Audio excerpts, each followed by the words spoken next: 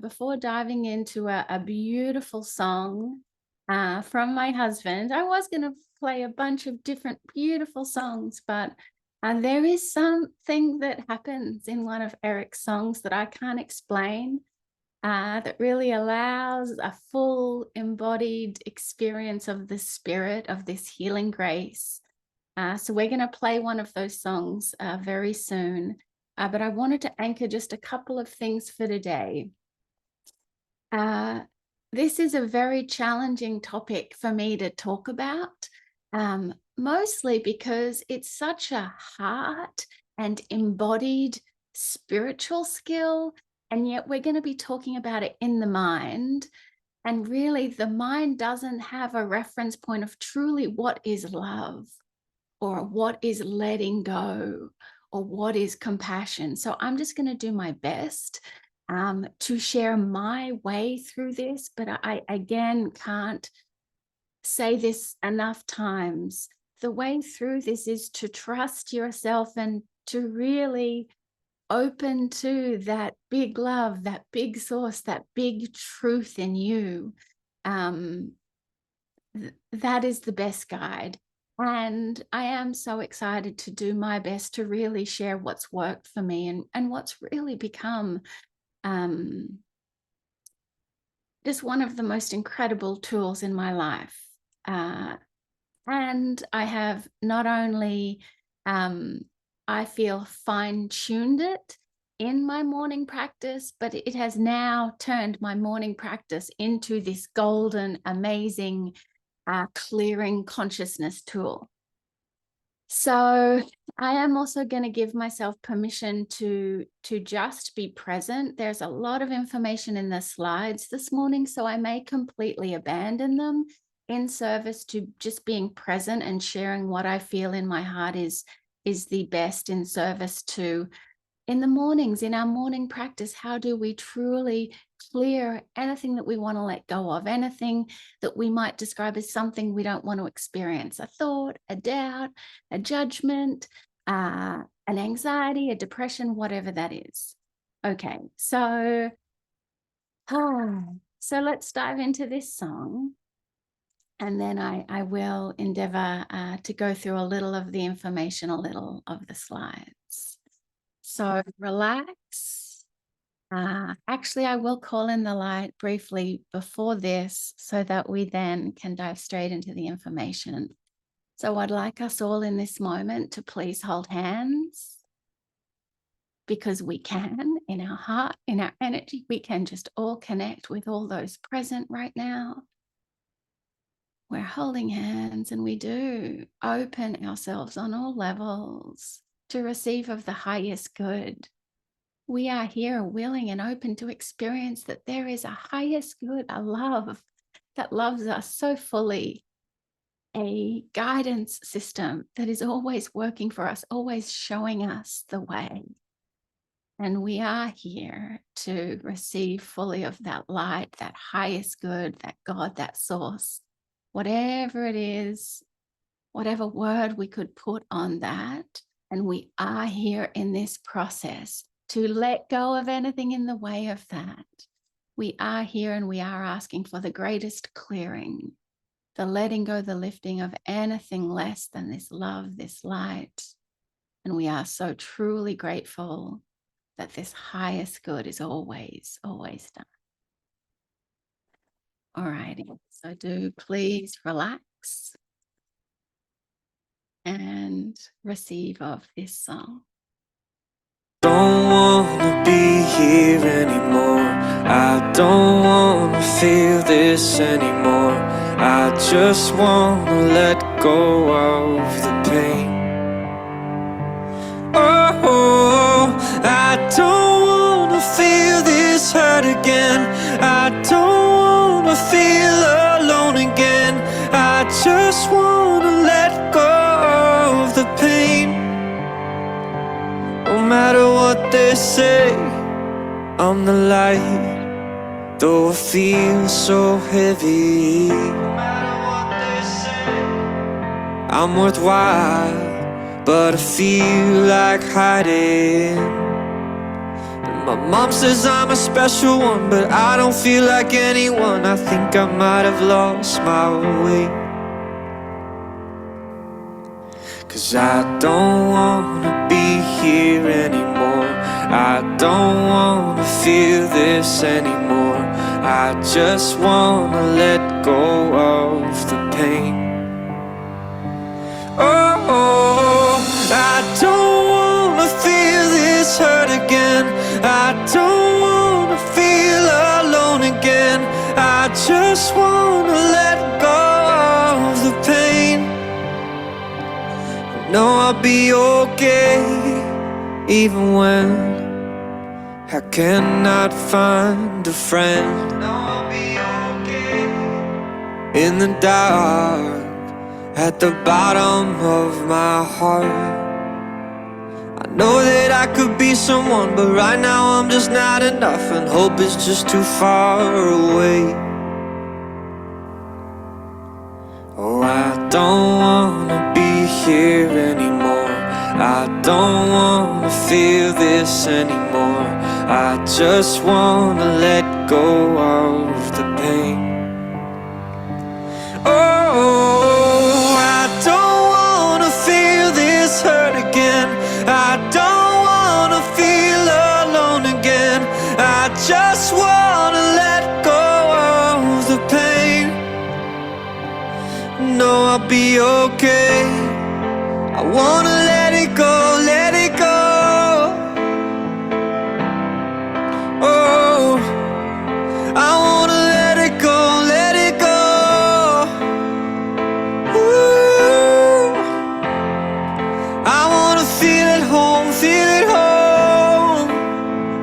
Ah, yeah. I wanna let it go, let it go.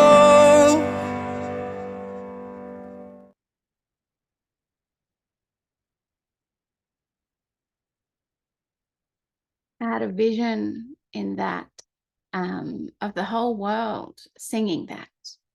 And I think that's one of the big challenges on the planet. We all feel that at some point in time. And yet we've created a world that's almost addicted to not ever showing that to each other. And if we just allow ourselves to feel it, in my experience, it does move through, except we've learned how to get in the mind and not feel that, not be aware of that. And so it perpetuates and creates a whole lot of problems in our life. So this is one of the beautiful ways that I work with it. Okay, so let's dive in. So I rarely wake up singing Kumbaya, but most days after doing my morning practice, receiving the light, really intending and lifting myself by chanting my tone, by going through my spiritual manifestation, really feeling the frequency, lifting into my highest good, usually I can feel great pretty quickly.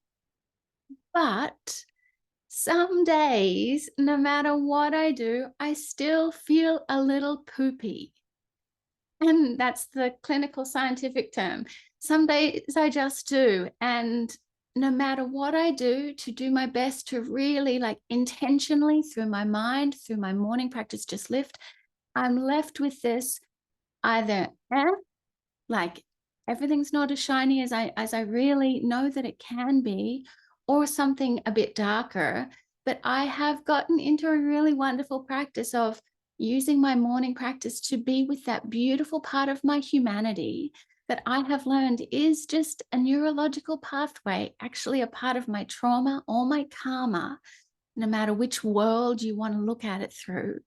And we can take a little time and we can be with that beautiful human experience, and our love can clear and release it. So over the days, we can just get clearer and lighter and just more lived by source and less in our human patterns and karma. So I will also say that there are just some seasons in my life when I have bravely decided to move on a big calling, maybe a big change, maybe a big transition, or maybe just through my karma, a lot is up also those days when I just can't seem to lift into pure spirit, I'm left a little bit more with, oh, there's some residual here. And I could have the courage to really be with it, be with my human fears, doubts, whatever's. So today is just one approach for clearing this negativity or this human experience. There are so many on the planet. And again, I'm gonna share how I do this in service to you being aware of how this relates and resonates for you, and perhaps how this triggers or helps you find your way. So tomorrow we will dive into more of an experiential play with this. Today will just be more informational. But please do, while I'm sharing, apply it to your own life and be curious. You may be able to go through some of this process as I'm sharing. Disclaimer, clearing our negative field through this more embodied, emotional approach works best for people who have empathic or compassionate gifts. And given the way that I speak, given what I share, I don't believe you would be here with me if that wasn't also you.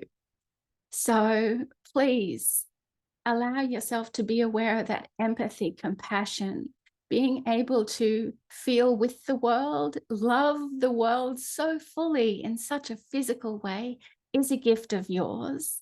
And maybe there are keys here for you. Let's see. So I'll just very briefly share this. Relational neuroscience, also referred to as interpersonal neurobiology, is beginning, in my experience and through my perspective, beginning to prove what we've known in spiritual psychology for decades. It's very exciting. So the professors of the University of Santa Monica, where I studied spiritual psychology, share healing is the application of loving to the places that hurt. It's quite a general statement, but that is the heart of what we're diving into right now. So through this more scientific lens, just for our minds, because our minds do like that, and we're really here to get our mind on board with our heart. So relational neuroscience is starting to prove that there are two things that need to take place at the same time. If we allow a negative physiological experience to be present, to be felt, to be embodied, so really that's allowing ourselves to feel hurt, even the smallest doubt, the smallest, oh, I'm not enough, whatever is less than pure love and I'm the shit. We do have an opportunity to actually be aware of that is actually anchored somewhere in our body in what we could label an experience of hurt, of less than love. So that's the one thing we need. We need to actually have the courage to drop into where is that physiological experience of what's present. And it does just often start like, oh, this morning I was aware of it and I dropped into it because I've been doing an hour of this most mornings before this because I want to be really clear. And this moment, I can't remember exactly what the negative self-talk that popped in was, but it was something like I'm a loser, I'm a failure, something like that. But it starts with just that very innocuous, like negative self-talk or doubt thought. And so the second thing that we now know in neuroscience is that we're here to allow a positive, loving, compassionate response to that experience that over time heals that neurological changes, that neurological pathway from what it has become to what it was in our original brain, our pure, healthy original brain. So we're going to unpack that through this methodology now. And I'm going to do my best just to share a bit of an experience, an example to put a little bit of flesh and blood hang with me. So if the poopy feeling is maybe, for example, doubting oneself and feeling not good enough, it could be just as simple as, I don't feel good enough. You can, or actually spend a little time. What's one for you? What's something that's come up over the last little bit? Just be aware of that. So the first thing that we do is we just really allow that, right? As soon as something, we're aware of a small child within that's really not okay in some way. And we allow that experience so fully in our body. So there is a dropping from our head. I got to do this, chatter, chatter, chatter. This is always going on. Do, chatter. I'm in my mind. This is going on. Can we let go of that and feel that drop into our heart, drop into our body? Can we allow where we're feeling it, that physiological response? Where do we feel it in our physiology, i.e. our body and our nervous system? And second, we just hold loving and compassion for this experience. Simple. No. Well, it is simple. It's just not very easy because we've got a very, very, very, very complicated brain in here.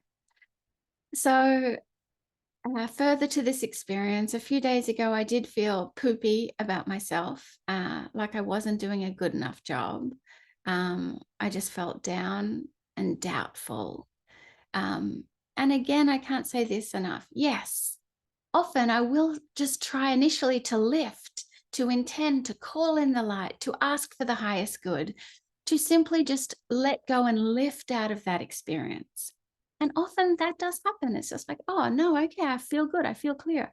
But sometimes it's like, no, that's still there. Okay, there's a little more love to be had.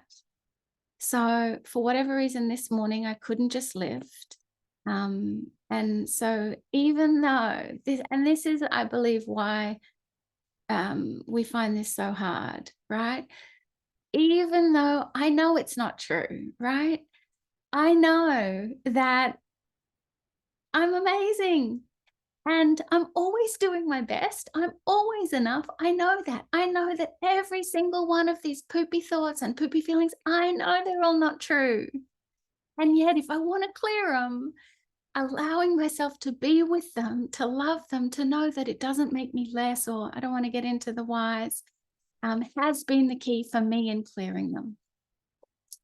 So the biggest challenge I experience both in myself and in now hundreds of clients is simply moving from the kind of experience of, maybe I'm doubting myself. I'm vaguely aware of feeling not enough. It's still just like a maybe an annoying thought pattern and sometimes already a feeling, but just into a deep and embodied experience of it, right? And this might be experienced as heaviness in the heart.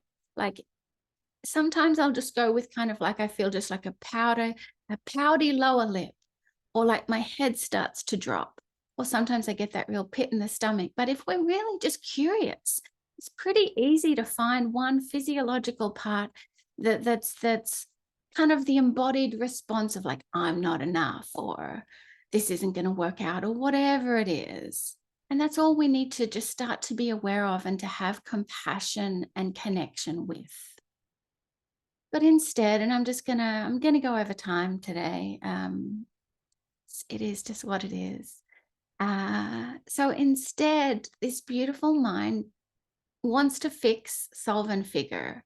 To avoid feeling, our mind works really hard to distract and disconnect with whenever we're connected to something negative. Often that's an unconscious process. It's like, oh, we're going here. Okay, I'm going to go check my Instagram feed. I'm going to go talk to someone. I'm just going to complete, right? If we could see how many times we're just unconsciously disconnecting, distracting ourselves, would be eye-opening. We go into almost a rose-colored glasses. We find a good reframe where we're not actually doubting ourselves and we are actually good enough. We rationalize that it's really not that bad, right? I can get around today with like feeling not enough. That's fine. We try to find something to change us or change the situation so that we will be better and will be enough at some point in the future. Pretty much anything to avoid just being present with feeling a little poopy. So this is a magic trick. I believe it's one of the biggest reasons we're on the planet. I know it's one of the reasons I'm on the planet, but it is something that takes time. And again, it simply requires that we allow the embodied negative feeling, and this is where the magic trick comes in, but we don't identify with it. And this is what we learn over time. At first, when we're aware of these things and we decide to allow them, it's very hard to be aware of anything but I am the one that feels so negative and terrible. This is a process of allowing that negative poopiness, but not identifying with it, just being aware that it's there, right? The path here, and this is the second piece, that we start to identify with the loving, with the source, with what's holding for it. And so I will go off script a little bit and say that for me personally, there is a directional part of this. And actually, Eckhart Tolle, Michael Singer, so many talk about it in a similar sense. But when we're really allowing those negative feelings, that negative talk, and we give ourselves permission to be present, to be with them, we allow that, we experience that, we let go into that, but then we can also be aware that there is a part of us that falls back. It's like, okay, I've let the children into the room. Now it's up to me. Who I really am is the love, is the light that's holding me right now, that's observing this, that's witnessing this, that's having enough courage and compassion to be present. And so there is a bit of a falling back in our consciousness to observe, to be present, so that we're not identified with, I am the one that's poopy. Actually, I'm the one that's listening to and holding and loving the poopiness. This takes time and it takes practice and a whole lot of patience. It takes time to learn how to both overcome the myriad of ways that we stop ourselves from just dropping into that embodied experience of our negativity, to completely, and then it also takes time to really unravel, unwire how we completely accept and clear all resistance. Because really what we're doing is we're just clearing any part of us that has any problem with this going on. There's nothing wrong with any of this. This deserves love. This deserves compassion. And this is really how we evolve, awaken into unconditional love. Unconditional love says you get to be loved no matter what happens, no matter how shitty you feel, no matter what you've done, no matter how you feel, you are loved. And so this is what we get to experience on, no matter what's going on in our human, no matter what our human is experiencing, that is worth pure being, pure love. You're pure love. And so this is the experience. So please go beyond my words and do your best to awaken to that in you in this moment. And I will share this quote because it does speak to what I'm experiencing and it may be helpful, maybe. So when you accept it, and in my words, I would also say love and connect with it, but when you really accept, and we're talking about he was talking about the fear and the feelings here, just that negativity, that unpleasantness, that poopiness. When you accept it completely, that acceptance, completely accept it. Don't try and fight it, not be with it, completely accept it. That acceptance transmutes the energy, this negativity, this feeling, into intense presence. And because there's enormous power that was in there trapped in that negative fear, that feeling, that emotion, it becomes fuel for your consciousness, for presence, for this present moment. That this intense presence can be considered like a higher intelligence. And I will just quickly say that I think this is why I really started to get addicted to my morning practice. Because if I had a negativity come up and I would do this process, I would drop into it and I would love it. I would love it so fully that it clears and it pops out. I would get this rush of energy, this high, this almost, sometimes this like ecstasy. And with it came intense intelligence, came clarity. All of a sudden, I could see my life clearly. All of a sudden, I could see an answer to a challenge that I had had that I didn't look for. I'm not even like in this process, I'm not looking for how to live my life, but just things would start to pop. And in my experience, when we do this kind of full embodied evolutionary clearing or healing, amazing clarity comes in for my life. It's exactly designed for my life. And I've become a little addicted to it in the best possible way. And so, again, I think this is where we get stuck. Being must be felt, it can't be thought. I think because so much of the spiritual teachings or even the self-help teachings on the planet, we experience it through the mind, but it's very hard to really be aware that being, like living this life, must be felt. It's kind of like an embodied in our heart, in all levels of our consciousness. It can't just be thought. So what's present? We've gone so over time. I love you all. Thank you for watching. Thank you for being present. So just in a moment, so maybe a baby start right now. Is there a sadness or an anxiousness or an emptiness or something else that you're not enjoying right now? And miraculously, magically, can you just be aware of it, but almost fall back a little bit behind it and give it a hug? Can you just see it, hear it, accept it so fully? Welcome it. Don't kick it out or be cruel. And just for the next few seconds, can you love it?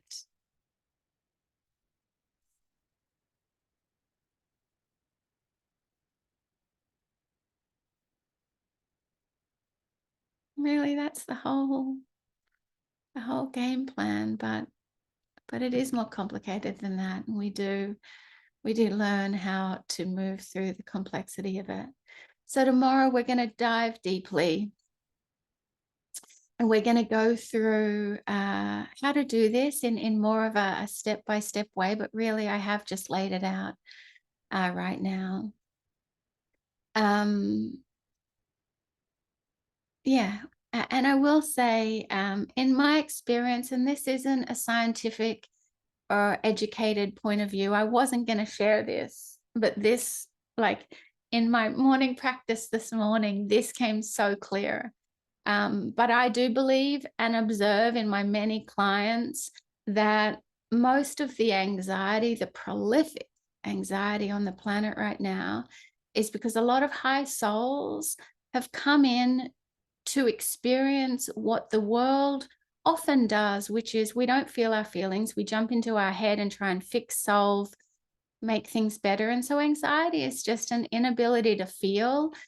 And because there are so many awakened souls on the planet at this time, it just becomes incredibly overwhelming. So if we can learn how to feel, get into our body and start to one by one just feel and start to unwind them, I'll be bold and brave. I've worked wonders with teens with anxiety because just learning how to feel, get in their body, the anxiety does start to pop off over time. And depression is simply the not knowing how to fall back from it, right? We get so good at feeling that we're just in this rut that goes down and down and down and down. And we're not really spiritually teaching the planet that we're not that. We're the love that's here to embrace it, to love it, to pick ourselves up and hug it. But as we start to do that, that depression starts to pop off too. So that's why tomorrow is about anxiety and depression. And we all have that in some sense. And yes, it's a clinical disorder. But we all have an experience of that. So I'm going to leave you all on the recording with this beautiful quote, but then we do have a little bit of time if anyone still has time in the live room. But this is also a beautiful encouragement. Maybe you've read this quote from Rumi, and I'm so over time right now that I'm just going to read it. This being human is a guest house. Every morning a new arrival, a joy, a depression, a meanness, some momentary awareness comes as an unexpected visitor. Welcome and entertain them all, even if they are a crowd of sorrows who violently sweep your house, empty it of its furniture, still treat each guest honorably. He may be clearing you out for some new delight. The dark thought, the shame, the malice, meet them at the door, laughing, and invite them in. Be grateful for whoever comes, whatever comes, because each has been sent as a guide from beyond. I believe each has been sent so we might know who we truly are as love, as God, as source. We're here to love and clear and heal this beautiful human. Alrighty. Thank you so much for being with me this morning. This is incredibly challenging for me to talk about because it is almost like, I don't know, it's so invisible. It's so hard to put words on this, but I hope that has been profoundly helpful.